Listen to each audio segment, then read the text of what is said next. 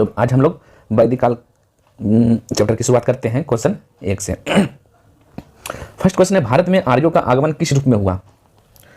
तो भारत में आर्यों का आगमन अप्रवासी के रूप में हुआ। इसका आंसर बी हो जाएगा। नेक्स्ट है, आर्यों के मूल प्रदेश के संबंध में निम्नलिखित में से किस प्रदेश को सर्वाधिक मान्य स्वीकार किया जाता है? तो केंद्रीय एशिया। नेक्स्ट है, भारतीय आर्य और भारतीय यूरोपियन विशेषण निम्नलिखित में से किस संकल्पना के सूचक हैं? तो भाषाई संकल्पना के। नेक्स्ट है, इनमें से किस भाषा को भारतीय आर्य भाषा नहीं माना जाता है? तो अंग्रेजी को भारतीय आर्य भाषा नहीं माना जाता है। नेक्स्ट है, किस साक्ष्य के आधार पर दक्षिणी रूस को आर्यों का मूल प्रदेश माना जाता है? तो भाषाई शास्त्रीय के आधार पर। नेक्स्ट है, ऋग्वेद कालीन सभ्यता का मुख्य केंद्र बिंदु कहाँ था? तो मुख्य केंद्र बिंदु पंजाब और दिल्ली क्षेत्र था। नेक्स्ट है, सप्त सिंधु जहां आर्यों ने अपनी आरंभिक बस्तियां स्थापित की थी कि निम्नलिखित में से किससे सही पहचान की जा सकती है? तो सिंधु एवं उसकी सहायक नदियों का देश से। नेक्स्ट है, भारत में आगमन से तत्काल पूर्व भारतीय आर्य निम्नलिखित में से किस भारतीय यूरोपियन मूल की प्रजाति से संबंधित थे? तो हिंद ईरानी। नेक्स्ट है, उत्तर वैदिक काल में आर्यों की गतिविधियों का मुख्य केंद्र था यमुना से लेकर बंगाल की पश्चिमी सीमा तक। निम्नलिखित में से किस प्रदेश को हिंद ईरानियों का मूल प्रदेश माना जाता है? तो अक्सस और जक्सातीज नदियों के मैदानों के बीच। नेक्स्ट है, उत्तर वैदिक युग में इनमें से कौन सी प्रमुख आर्य जनजाति नहीं थी? तो भारत नहीं थी, कुरु, पांचाल, विदेह सब थी। नेक्स्ट, प्रारंभिक आर्यों का भौगोलिक ज्ञान निम्नलिखित में से किस नदी प्रदेश तक ही सीमित था? तो यमुना तक।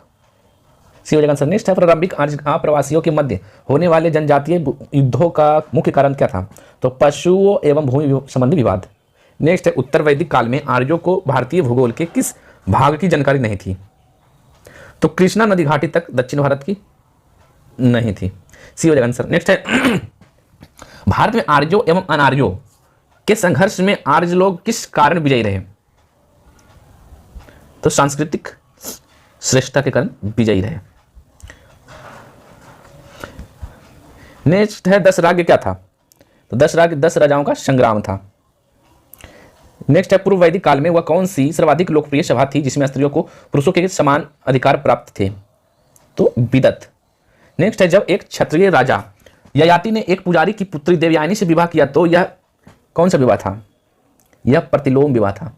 नेक्स्ट है, ऋग्वेद हिमवंत तथा हिमालय पर्वत की एक शिखर मुजवंत का उल्लेख करता है जो स्रोत था?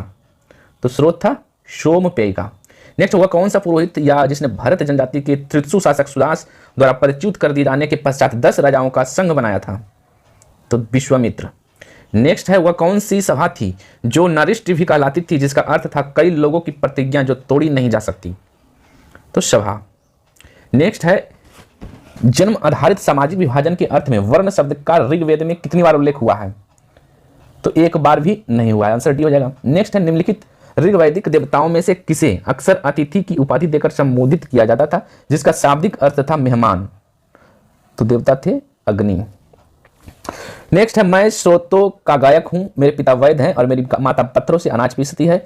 हम लोग विभिन्न कार्यों के जरिए धन पाना चाहते हैं। यह छंद ऋग्वेद के किस मंडल का है? तो ये 10वें मंडल का है। नेक्स्ट है, 9वें मंडल का है। 9वें मंडल का है, डी हो जाएगा आंसर। नेक्स्ट है, ऋग्वैदिक शमन संभवतः थे। ऋग्वैदिक शमन संभवतः विभिन्न प्रकार की प्रतियोगिताएं आयोजित करने वाली लोकप्रिय संस्था थी। बी हो जाएगा आंसर। नेक्स्ट है, ऋग्वेद ने दासों का वर्णन कैसे किया है? ऋग्वेद में दासों का वर्णन कृष्णाथ अर्थात जो श्यामवर्ण के थे, मृदवाचा अर्थात जो अपरिभाषित थे, या क्रतु जो अर्थात आज्ञा नहीं करते थे, अव्रत अर्थात जो देवताओं के आदेशों का पालन नहीं करते थे। तो इसका आंसर उपयुक्त सभी हो जाएगा, डी हो जाएगा आंसर। नेक्स्ट है, ऋग्वैदिक शब्द कुल्य का अर्थ था। कुल्य का अर्थ सिंचाई के लिए एक नहर। कुल्य का अर्थ सिंचाई के लिए एक नहर था। नेक्स्ट है, ऋग्वेद में हिरण्यपिंड का और मानस थे निश्चित मूल्य वाले स्वर्ण टुकड़े या आभूषण थे। नेक्स्ट है, निम्नलिखित ऋग्वैदिक देवताओं में से किसे खगोलीय, वायुमंडलीय एवं पार्थिव तीनों भागों में रखा गया है? तो त्वस्त्री का। नेक्स्ट है, जैन परंपरा द्वारा 23वें तीर्थंकर के रूप में ज्ञात पार्श्वनाथ किस राज परिवार के थे? तो काशी राज परिवार के थे। नेक्स्ट है, ऋग्वेद का पुरुष सूक्त चतुर्थ वर्ण व्यवस्था की उत्पत्ति की पहली बार उल्लेख करता है किंतु एक अन्य वैदिक पुस्तक भी उसी कहानी को दोहराती है। उस पुस्तक का नाम क्या है? तो उस पुस्तक का नाम है बृहदारण्यक उपनिषद। नेक्स्ट है, उत्तर वैदिक काल के ब्रह्मोदय क्या थे? उत्तर वैदिक काल में राजा जनक जैसे शासकों द्वारा आयोजित वाद विवाद को ब्रह्मोदय कहा जाता था। नेक्स्ट है निम्नलिखित में से कौन सी वैदिक देवी क्षय विनाश और मृत्यु की मूर्ति थी? तो निर्ति बी होगा आंसर। नेक्स्ट है ऐत्रेय ब्राह्मण में वर्णित निम्नलिखित में से कौन सी अनार्य जनजाति दक्षिण भारत की थी? तो दक्षिण भारत की आंध्र थी, पुलिंड और शबर। 1, 3 और 4 सी होगा आंसर। नेक्स्ट है संभवतः ईसा पूर्व 8वीं सदी के प्राचीनतम उपनिषद समूह निम्नलिखित में से कौन कौन से हैं? बृहदारण्यक, छंदोग्य, ऐत्रेय, तैत्रेय और कौशितकीय। 1, 2, 3, 4, 5 आंसर बी हो जाएगा। नेक्स्ट है वैदिक ऋचाओं में आर्यों की भरत नामक जनजाति के शासक सुदास एवं अनार्य नरेश के मध्य लगातार लंबे समय तक चलने वाले युद्ध का उल्लेख है। उक्त अनार्य नरेश कौन थे? दिवोदास थे। बी होगा आंसर। नेक्स्ट है सबसे प्राचीनतम वेद है, सबसे प्राचीनतम वेद ऋग्वेद है। ये हो जाएगा आंसर। नेक्स्ट है 1400 ईस्वी पूर्व का एक अभिलेख जिसमें वैदिक देवताओं का उल्लेख किया गया है, एशिया माइनर के किस स्थान में मिला है? बोगाज कोई में मिला है। नेक्स्ट है किस ग्रंथ में गायत्री मंत्र की रचना मूलतः की गई है? तो ऋग्वेद में किया गया है। नेक्स्ट किस वेद को आंशिक रूप से गद्य में लिखा गया है? यजुर्वेद को आंशिक रूप से गद्य में लिखा गया है। सी हो जाएगा आंसर। नेक्स्ट है आर्यों के प्रसार का क्या परिणाम नहीं हुआ? तो आर्यों का प्रसार का परिणाम क्या नहीं हुआ? दस्तकारी विशेष में निपुणता और ज्ञान की विधाओं में विशेषज्ञता के आधार पर जाति व्यवस्था का उदय। दी हो जाएगा आंसर। नेक्स्ट है जगत ईश्वर है और ईश्वर ही हमारी आत्मा है, इस विचारधारा को निम्नलिखित में से किस ग्रंथ में प्रतिपादित किया गया है? ब्रह्मसूत्र में। सी हो जाएगा आंसर। नेक्स्ट निम्नलिखित में से कौन से ग्रंथ वेदों या श्रुतियों के अंग नहीं थे? पुराण, संहिता, ब्राह्मण, उपनिषद थे, पुराण नहीं थे। वैदिक साहित्य के अंतर्गत आने वाले निम्नलिखित ग्रंथों में कौन बेमेल है? वेद है, स्मृति है, उपनिषद है, अरण्यक है। तो इसमें स्मृति अलग है, बेमेल है। नेक्स्ट है ऋग्वेद के किस देवता का 250 सूक्तों में वर्णन मिलता है? इंद्र का।